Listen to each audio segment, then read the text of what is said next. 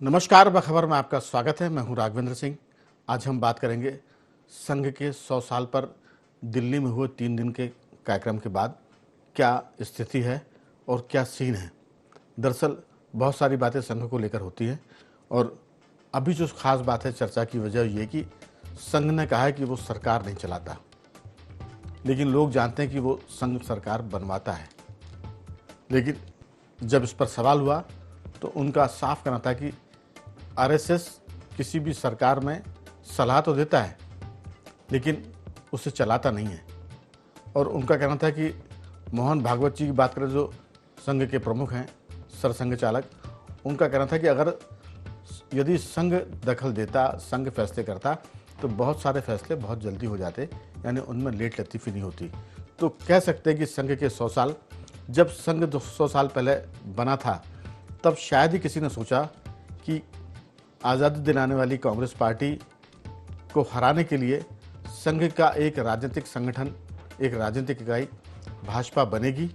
और वो भाजपा बनने के बाद, यानी पहले वो जनसंघ थी, जनसंघ के बाद जनता पार्टी बनी और जनता पार्टी बनने के बाद फिर भारतीय जनता पार्टी बनी।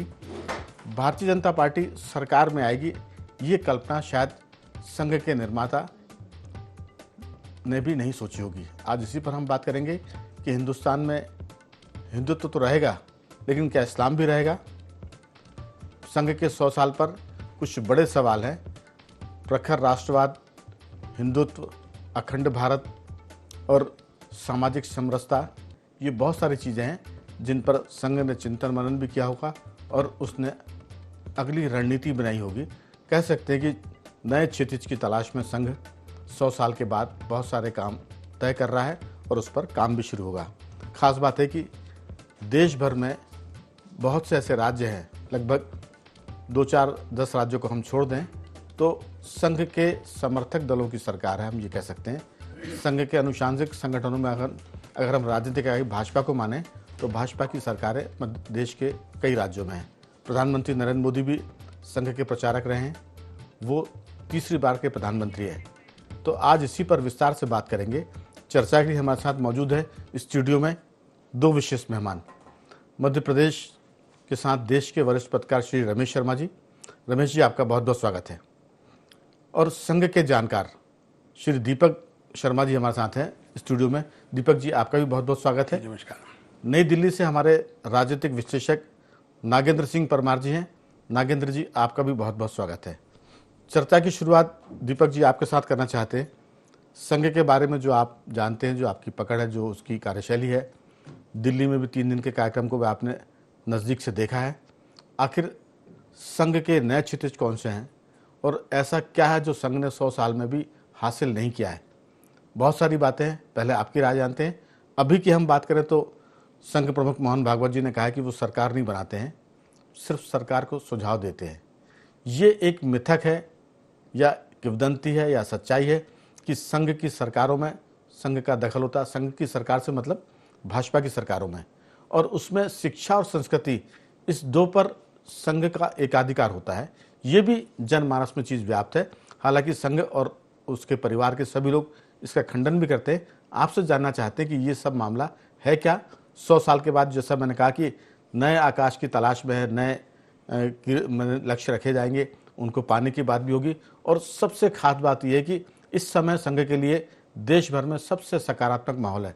अगर 100 साल की बात करें तो ये 100 साल में पिछले 10 साल से लेकर अब तक संघ सबसे ज़्यादा पॉजिटिव स्थिति में है। आपकी राय? देखिए, ये जो आयोजन अभी 3 दिन का हुआ, इसके प्रारंभ के दिन ही उन्होंने बहुत स्पष्ट रूप से कर दिया था कि संघ कोई बहुत बड़ा आयोजन या अपना शताब्दी वर्ष कुछ मनाने का उसमें नहीं है। हाँ, ये बात अवश्य है कि संघ की जब 1925 में स्थापना हुई, उससे लेकर अभी तक का जो कालखंड है उसमें 3 फेजेस से संघ को या किसी भी संगठन को गुजरना पड़ता है जी। तो संघ उससे निकला है। पहले उसकी उपेक्षा हुई, बाद में विरोध हुआ, स्वीकार्यता हुई, अब उसकी प्रभावशीलता का कालखंड है। तो ये स्पष्ट रूप से उन्होंने सबके सामने सार्वजनिक रूप से कहा कि संघ जो है, लोग क्या कहते हैं इसको जानने की बजाय उपयुक्त होगा कि संघ में आए, संघ को देखें। और संघ अनुभव करने की चीज़ है, वो कोई किताबों से या कोई आर्टिकल से या एडिटोरियल से या मीडिया से समझने की संगठन या संघ की कार्यशैली नहीं है। मैं थोड़ा सा हस्तक्षेप करूं, क्या संघ इतना कठिन है? संघ कठिन नहीं है जी। जो एक माइंडसेट होता है जिस प्रकार का, हर कार्य में एक राजनीतिक पुट देखना और उसमें हर दृष्टि में उसके पीछे की राजनीति क्या है ये खोजना, ये एक समाज का एक प्रकार से गुण सा बन गया है। जी। पर उसकी संख्या कम होती है। उन्होंने उदाहरण के साथ बताया कि कुछ भी अपराध होते हैं, कुछ भी गलत चीजें होती हैं, तो वो उनका प्रकाशन, उनका मीडिया कवरेज ज्यादा होता है, क्योंकि जो नेगेटिव चीज है उसको दिखाने में ही उसका वो है, जबकि सकारात्मकता उससे 500 गुनी ज्यादा होगी, 100 गुनी ज्यादा होगी, तो उसका अनुभव जब करेंगे तभी उसमें आता है। और 100 वर्ष का जहां तक सवाल है, तो इस प्रकार के 4 स्थानों पर संघ ये सारी बातें उन समाज के लोगों के सामने इस प्रकार से रखने का उसने तय किया है। अपनी पूरी यात्रा के बारे में बताएंगे। पहले दिन निश्चित रूप से उन्होंने हिंदुत्व को रीडिफाइन किया, और वो बहुत आवश्यक मुझे लगता है कि नई पीढ़ी को भी समझने के लिए आवश्यक है, दुनिया भर के लोगों को समझने के लिए आवश्यक है। हिंदुत्व को दुनिया के लिए वो एक संप्रदाय के रूप में देखना नहीं चाहिए। संप्रदाय अलग है, वेस्टर्न टर्मिनोलॉजी में यदि उसको देखें तो रिलीजन होता है। तो भारत में ऐसे बहुत सारे संप्रदाय हैं, पर हिंदुत्व जो है वो जीवन मूल्य है, वो एक जीवन पद्धति है, और उसका अपना एक धर्म है।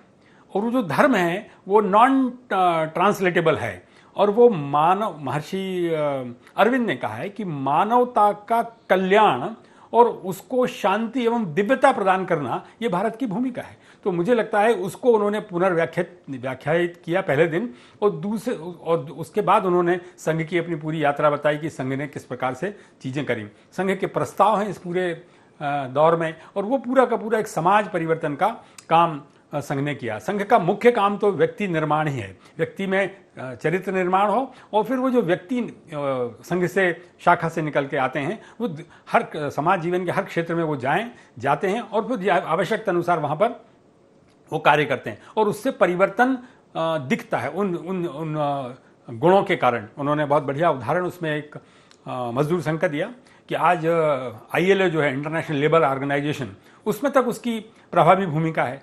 तो जिस प्रकार का आचरण स्वयंसेवक कार्यकर्ता अपने अपने क्षेत्रों में करते हैं, वहां पर उसका प्रभाव पड़ता है। और मूल तत्व जो है वो कंट्री फर्स्ट, देश पहले, राष्ट्र प्रथम, ये भाव से सब क्षेत्रों में काम करते हैं। बिल्कुल शर्मा जी, बहुत सारी बातें तो हमारे दीपक जी ने बता दी, लेकिन अब मैं रमेश शर्मा जी से पूछना चाहूँगा कि संघ के बारे में कहा जाता है कि वो प्रखर राष्ट्रवाद की बात करता है, वो भारत में हिंदू राष्ट्र की बात करता है। तो हिंदू राष्ट्र का मतलब क्या मुसलमान का विरोध है, क्या इस्लाम का विरोध है? ये अगर आप इस पर जवाब देना चाहें तो बेहतर रहेगा, क्योंकि अभी अगर हम आज की बात करें तो मोहन भागवत जी ने कहा है कि इस्लाम रहेगा हिंदुस्तान में, क्योंकि जब से इस्लाम हिंदुस्तान में आया है तब से वो है, तो आगे भी वो रहेगा। इसलिए उन्होंने एक बात तो साफ कर दी है कि संघ मुसलमानों का विरोधी नहीं है, लेकिन वो राष्ट्रवाद की बात करता है, हिंदुत्व की बात करता है। तो ये दो चीज़ें कैसे चलेगी? अगर मुसलमान है तो फिर हिंदू राष्ट्र कैसे होगा, और हिंदू राष्ट्र है तो फिर मुसलमान कैसे रहेगा? आपकी राय? देखिए, मोटे तौर पर जैसा कि अभी दीपक जी ने भी कहा कि संघ की परिभाषा में या सिद्धांत की परिभाषा में या भारत वाङ्मय में जो हिंदू की परिभाषा है, यजुर्वेद में शब्द आया है, उसमें ये हिंदू शब्द किसी जाति के लिए, किसी वर्ग के लिए, किसी धर्म के लिए हिंदू शब्द नहीं आता है। तो कहीं ना कहीं जो हिंदू हिंसा से जो दुखी हो सकता है, हिंसा से दुखी कौन होता है? वो मानव होता है। तो कहीं ना कहीं वो इस भूमि क्षेत्र का राष्ट्र का प्रतीक है। उसका अर्थ कोई धार्मिक नहीं है। जिन दिनों हम 1000 साल पहले के भारत को अगर देखें तो अनेक राज्यों में बटा हुआ था। कई राज्य तो ऐसे थे कि एक राज्य से दूसरे राज्य में जाने में भी अनुमति पत्र लगता था। लेकिन भारत पूरा हिंदू राष्ट्र था। भाषा अलग थी, पहनावा अलग था, खाने पीने का तरीका अलग था, लेकिन उसके बाद भी वो एक राष्ट्र था। जो मुझे जो लग रहा है कि जहाँ तक मैं समझ पाया हूँ, राष्ट्रीय स्वयंसेवक संघ के हिंदुत्व की परिभाषा या हिंदू की परिभाषा, वो मान करके चलते हैं कि पूजा पद्धति बदलने से, उपासना पद्धति बदलने से राष्ट्रीयता नहीं होती। हिंदू शब्द जो है वो राष्ट्र का प्रतीक है। उन्होंने अभी ये भी क्लियर किया, मुझे जहाँ मैं सुन रहा था टीवी पर, उन्होंने ये भी क्लियर किया कि अगर किसी को हिंदू शब्द ठीक नहीं लग रहा तो वो भारतीय कह सकता है, वो हिंदुस्तानी कह सकता है। और जब मुस्लिम शब्द के बीच, चूंकि आज प्रश्नोत्तर था, जो 3 दिन का जो उनका सत्र था जी, उसमें 2 दिन उनके संवाद में उनका संबोधन था सरसंघचालक जी का, आज उन्होंने प्रश्नों के उत्तर दिए। तो प्रश्नों के उत्तर में उन्होंने ये भी कहा, किसी ने पूछा उनसे, तो कहने किसी को अगर हिंदुस्तानी मुसलमान कहने में अच्छा लगता है तो वो कहे, लेकिन कुल मिलाकर के ये जो भाव है, ये भाव जो जानबूझ करके मुसलमानों में उत्पन्न किया जा रहा है कि तुम कम हो जाओगे, तुम्हारी पहचान बदल जाएगी। भारत ने कभी किसी पर आक्रमण किया ही नहीं, हिंदू ने कभी किया ही नहीं। अगर हम स्वतंत्रता के पहले या स्वतंत्रता के बाद में भी देखें तो हिंदू ने कभी किसी बस्ती पर हमला किया नहीं, उन्होंने हमले झेले हैं। तो उनका जो मानना रहा है, संघ का जो मानना रहा है हिंदू राष्ट्र की अवधारणा में, वो भारत राष्ट्र की अवधारणा है। एक बात और बहुत स्पष्ट उन्होंने कही, और जो संघ का दर्शन भी है, कि आज संसार में जो सारी समस्याएं हैं वो भौतिक सुविधाओं के अर्जन के कारण और आर्थिक विकास के जो एक प्रकार से स्पर्धा चल गई है उसके कारण कहीं ना कहीं एक मनुष्य को अपने अधिकारों के साथ दूसरे के अधिकारों की सीमा भी करनी चाहिए। उन्होंने बहुत स्पष्ट रूप से कहा कि हमारी संविधान की जो प्रस्तावना है, संविधान में जो मानव अधिकार हैं, संविधान में जो मानव के कर्तव्य हैं, वो प्रत्येक व्यक्ति को पढ़ना चाहिए। और उन्होंने तो ये जो सारी की सारी बातें हैं, तो सबसे पहले तो ये बात दिमाग से प्रत्येक भारतवासी को निकाल देनी चाहिए कि हिंदू कोई अलग है, मुसलमान कोई अलग है। एक भारत में रहते हैं तो सबके मन में भारतत्व का विचार आना चाहिए। हम सब भारत हैं, पूजा पद्धति उसकी अपनी निजी पूजा पद्धति। लेकिन जी, क्या मुसलमान इस बात को मानने को राजी है कि वो हिंदू है? क्योंकि हिंदुस्तान में रहने वाला आदमी हिंदू है। जैसा दीपक जी ने भी कहा कि हिंदू कोई धर्म नहीं है, हिंदू जीवन शैली है। तो क्या हिंदुस्तानी या भारतीय मुसलमान इस बात को मानने को राजी है, या संघ उनको राजी करेगा? देखिए इसमें मुझे जो लग रहा है, मैंने दीपक जी से पूछा, एक बात आप स्पष्ट रूप से समझ लीजिए। मैं तो, आपने कहा भारत का मुसलमान मानने को तैयार है अथवा नहीं, ये तो उसका परिष्कार जैसे होगा, जैसे जैसे उसके साथ चीजें सामने आएंगी तो उसको स्वीकार करने में मुझे नहीं लगता कि कोई कठिनाई होगी। और बहुत बड़ा वर्ग इस प्रकार से आगे आ रहा है। यहां से जितने लोग हज करने जाते हैं उनकी वहां आइडेंटिटी क्या है, उनकी वहां पहचान क्या है, इस पे जब आप प्रश्न करेंगे तो उत्तर अपने आप मिलेगा। वो सब के सब हिंदी मुसलमान कहलाते हैं। नहीं, देखिए आपकी आइडेंटिटी, आपकी पहचान, आप सब कुछ इस देश से है। रिलीजन जो है वो आपकी निजी अवस्था है, आपकी पूजा पद्धति, आचार व्यवहार उससे चल सकता है, परंतु आपकी पहचान जो है, अंतर्राष्ट्रीय स्तर पर भी पहचान, देश के अंदर भी पहचान आपकी भारत से। बिल्कुल, कोई उसको सनातन कह सकता है, कोई उसको भारत कह सकता है, कोई उसको हिंदू कहता है। संघ ने उसको हिंदू कहा है, और संघ इस बात को कहता है हिंदू राष्ट्र है। पर हिंदू राष्ट्र है इसीलिए उसमें सभी प्रकार के मत, पंथ, संप्रदाय मानने वाले लोग रह सकते हैं, चूंकि वो हिंदू राष्ट्र है। अगर यदि वो इस्लामिक राष्ट्र होता तो जस्ट सीधी कंडीशन, वहां का स्थान देखिए पाकिस्तान में, आज हिंदुओं की स्थिति क्या हो गई, बाकी अन्य संप्रदाय के लोगों की स्थिति क्या हो गई, सब भगा दिए गए। तो ये जो फर्क है ये उस जीवन मूल्य का है, और वो उस जीवन मूल्य को भारत जीता है। बिल्कुल। मेरा रमेश शर्मा जी से ये सवाल था, जो सवाल का उत्तर दीपक जी ने दिया है, कि वो चीज़ें जो संघ मानता है, वो सब बातें जो हिंदू मानता है या सनातनी मानता है, भारत का मुसलमान इसको अगर नहीं मानता है तो क्या संघ कोशिश करेगा? क्योंकि आपने, दीपक शर्मा जी ने तो कहा, रमेश जी, कि जब हज करने जाते हैं तो उनको हिंदुस्तानी मुसलमान कहते हैं, चाहे वो हिंदुस्तान का हो या पाकिस्तान का हो। लेकिन क्या ये बात मुसलमान मानता है? अगर वो ये मान लेता है तो फिर तो झगड़े खत्म हो जाएंगे। आपकी इसमें छोटी सी राय, फिर मैं आऊंगा नागेंद्र जी की तरफ। देखिए, मोटे तौर में इसमें कोई शक नहीं कि भारत में मुसलमानों को कुछ लोग भ्रमित करने का प्रयत्न करते हैं, उनको डराने का प्रयत्न करते हैं, और उनको ये समझाने का प्रयत्न करते हैं कि अगर तुमने खुद को हिंदू राष्ट्र कहा तो तुम्हारी पहचान खत्म हो जाएगी। तो कहीं ना कहीं ये जो भ्रामक प्रचार है, ये खुद मुस्लिम समाज में कुछ लोगों को आगे आना चाहिए, और कुछ लोग आ भी रहे हैं। और ये इस प्रचार का ही प्रभाव था कि जब हमने देखा कि अयोध्या में जब रामलला विराजमान हुए तो राष्ट्रीय मुस्लिम मंच के कितने कार्यकर्ता वहां गए वहां पर।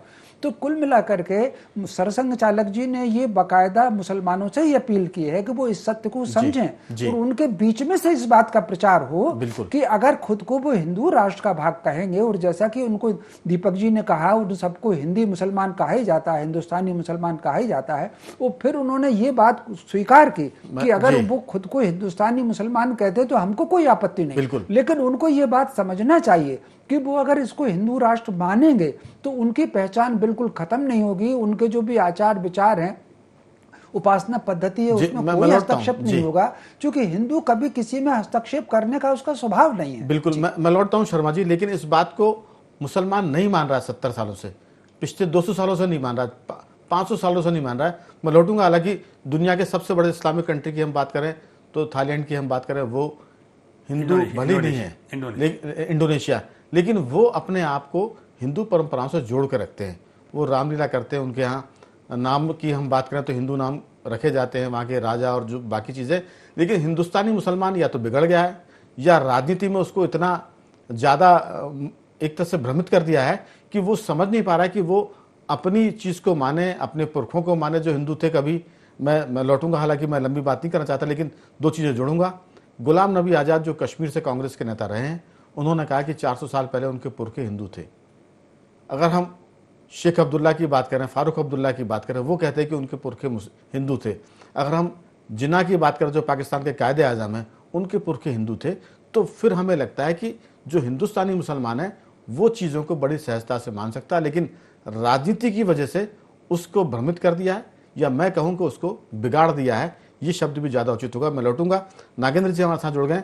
नागेंद्र जी, आपकी राय, आप दिल्ली में हैं, आप राजस्थान में हैं, आप हरियाणा में हैं, दिल्ली से बैठ के आप सब तरफ देखते हैं, पंजाब को भी देखते हैं, तो जो संघ का मामला है, संघ हिंदू राष्ट्र की बात करता है, वो राष्ट्रवाद को आगे लेके चलता है। कई बार लोग कहते हैं कि मुसलमान कहता है कि मुल्क बाद में मजहब पहले, तो फिर ये कैसे चल पाएगा? एक राजनीतिक विश्लेषक के नाते आप इसे कैसे देखते हैं? देखिए राघवेंद्र जी, संघ के बारे में बाकी भी मेरे जो 2 पैनलिस्ट हैं उन्होंने बहुत अच्छी तरह बताया, और मैं भी उससे 100% सहमत हूं। उन्होंने जो बात करी है संघ के लिए हिंदू का मतलब क्या है, वो उन्होंने बहुत बात को भी बताया कि वो एक जीवन शैली है।